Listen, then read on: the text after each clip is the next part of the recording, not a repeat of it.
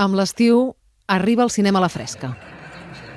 Es projecten 4 pel·lícules durant el mes de juliol al Casal de Cultura de Valldoreix. I per començar, Argo, que narra la història real d'una operació secreta per rescatar 6 nord-americans a l'Iraq.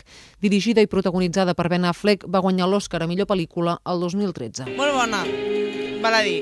Ens ha agradat molt, sí. A més, feia molts anys que no veníem al cinema a la fresca i ens ha agradat molt venir aquesta vegada, sí. El públic content i amb ganes de tornar.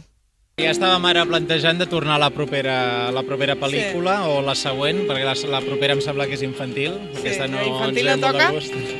Però l'experiència és molt bona, especialment a l'estiu, que ens ve molt de gust sortir una mica així a la fresca durant l'estiu. Un consell de cinema de Valldoreix ha escollit les pel·lícules.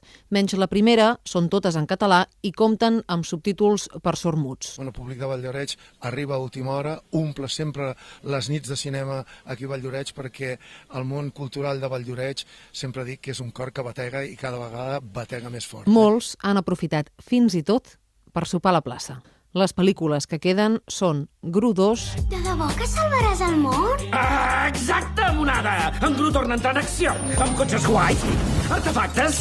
¿Qué? ¿Dónde? ...y armas! Moonrise Kingdom... Camina 370 metros al norte desde tu casa al sendero sin nombre.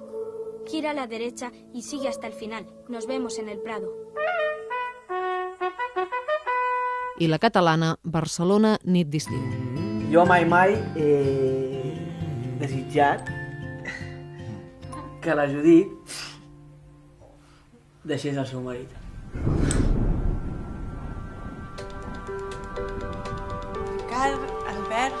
Albert Ricard. Encantado, soy su novio. Si lo tenemos que esconder un poco tampoco pasa nada, ¿no?